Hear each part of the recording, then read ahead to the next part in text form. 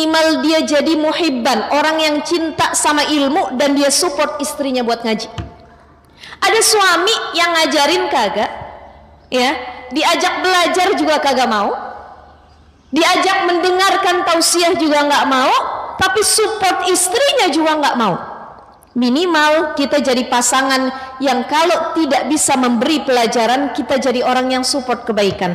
Mama mau ngaji ya, kemana mama mau ngaji?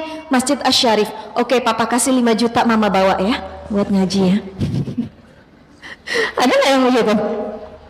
Pak, emang 5 juta buat apa? Ya bawa aja buat pegangan mama. Mama mau sedekah boleh, pulang ngaji mama mau me time, ya mau self love boleh. Kata suaminya, silahkan, itu namanya support. Tapi 5 juta kegedean juga ya Bu ya. Ya, minimal kita jadi muhibban, orang yang cinta sama ilmu, ngelihat orang ngaji seneng. Udah tua, kita udah tua renta, udah lansia, ya Allah saya nggak bisa datang, kaki asam urat, diabetes, jantung dan lain sebagainya. Ngelihat orang ngaji, alhamdulillah ya Allah, mudah-mudahan saya dapat kebaikan dari orang-orang yang pada ngaji. Melihat wajah ulama, kita berdoa, ya Allah jadikan kebaikan dari ulama ini, mudah-mudahan bisa memberikan keberkahan buat diri saya. Tuh, jadi 4 golongan ini kata Rasul. Kun aliman au muta'alliman au mustami'an au muhibban. Orang alim, sekali lagi, orang alim. Yang kedua muta'alliman, orang yang belajar. Yang ketiga mustami'an, orang yang mendengar. Yang keempat au muhibban, jadi orang minimal yang cinta sama ilmu dan ulama. Dilanjut sama Rasul, wala takun khamisan fatahlika, jangan jadi yang kelima.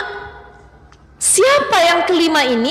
Yang kelima ini adalah orang yang alim kagak, muta'aliman juga enggak, mustami'an dengerin juga enggak, cinta sama ilmu juga enggak. Nih manusia yang paling rugi kata Rasulullah sallallahu alaihi wasallam. Jadi kalau ibu-ibu yang hadir di sini, insya Allah tingkatannya muta'alliman semua. Amin ya rabbal alamin. Banyak yang nanya, Ustazah, apa ilmu agama itu wajib kita cari? Ada sekarang lagi tren rame istilah hijrah, ya, betul ya? Istilah hijrah ini sebenarnya sudah lama, sejak zaman Rasulullah Shallallahu Alaihi Wasallam. Tapi mulai hits lagi di kalangan anak-anak milenial, pemuda-pemuda zaman sekarang, yang mereka merubah penampilannya, merubah circle-nya, merubah ketaatannya, merubah dirinya menjadi lebih baik lagi. Maka ada istilah hijrah. Dulu boomingnya bukan istilah hijrah, tapi tobat. Betul nggak? Itu nggak jauh-jauh beda tuh. Orang hijrah berarti dia tobat. Ustazah, saya ini baru hijrah. Oke, berarti baru taubat. Dulu saya nggak pakai jilbab, sekarang pakai jilbab. Hijrah dan taubat sama. Dulu saya nggak mau ngaji, sekarang rajin ngaji. Dia udah taubat. Dulu saya nggak mau yang namanya apa ya, taat sama suami, sekarang saya jadi istri solihah. Dia sudah hijrah, dia sudah taubat. Ini istilah yang populer sekarang di zaman milenial, ya. Berbondong-bondong sekarang anak-anak milenial ikut kajian hijrah, ikut kajian yang di dalamnya mengarahkan yuk tobat lebih dekat lagi sama Allah Subhanahu wa Ta'ala.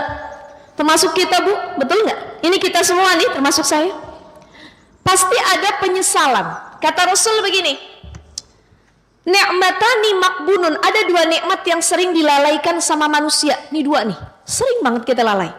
Satu, as-sihah, nikmat sehat. Kalau udah sakit baru kerasa, ya Allah kemarin kemana aja waktu sehat, ya. Bisa buang air kecil, nikmat sehat. Bisa buang air besar, nikmat sehat. Bisa buang angin tuh hal-hal sepele, nikmat sehat. Maka ibu-ibu kalau ada di majelis ta'lim yang buang angin jangan dikatain, ya. Ada yang buang angin, kita bilang apa? Alhamdulillah wangi bener, tandanya masih sehat. Tuh, nikmat sehat yang seringkali disepelekan. Yang kedua, wal faragh, nikmat waktu lapang. Ini jadi reminder penting, muhasabah buat kita semua. Sekarang ada yang usianya 40 tahun, ada? Ada? Ada yang usianya 30 tahun?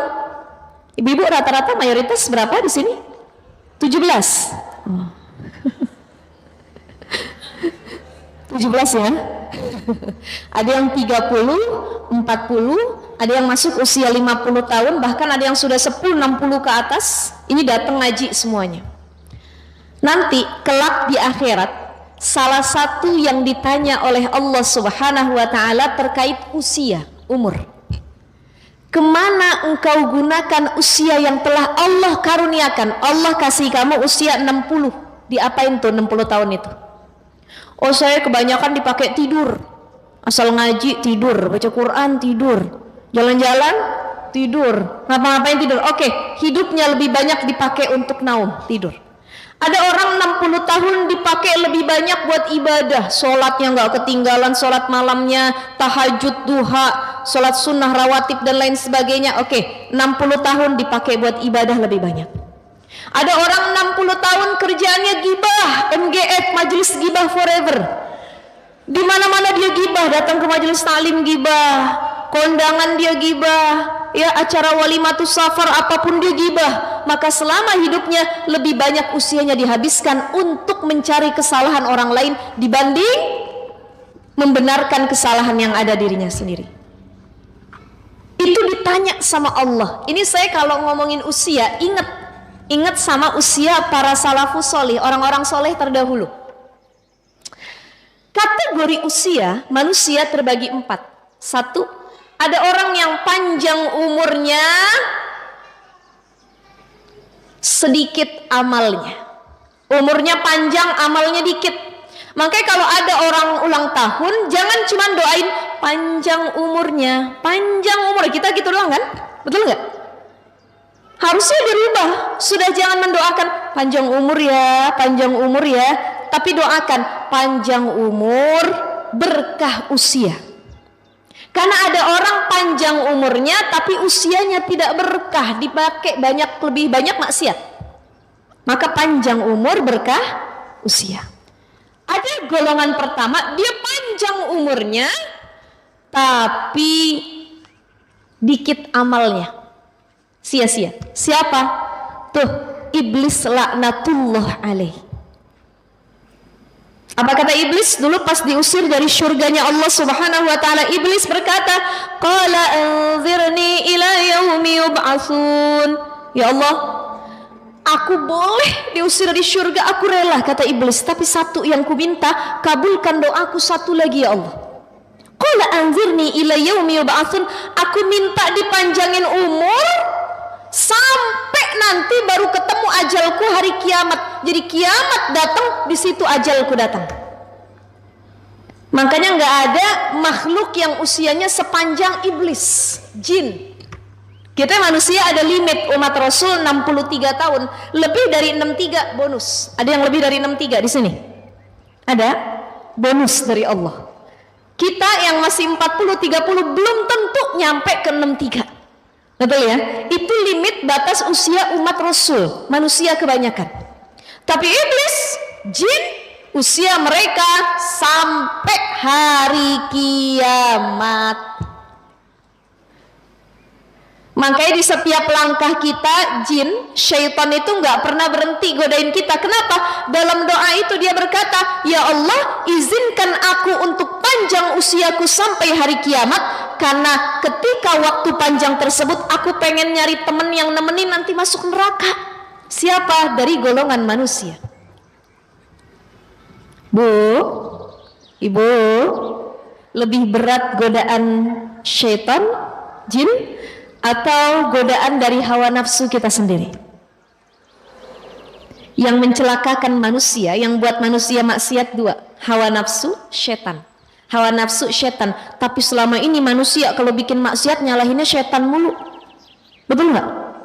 Kita sholat males ya, ini gara-gara syaitan nih godain jadi males katanya. Lagi ngaji ngantuk, nih gara-gara syaitan nih yang godain nih katanya. Ngantuk dari tadi. Jadi syaitan terus yang disalahkan. Padahal musuh terbesar manusia itu bukan syaitan, tapi hawa nafsu.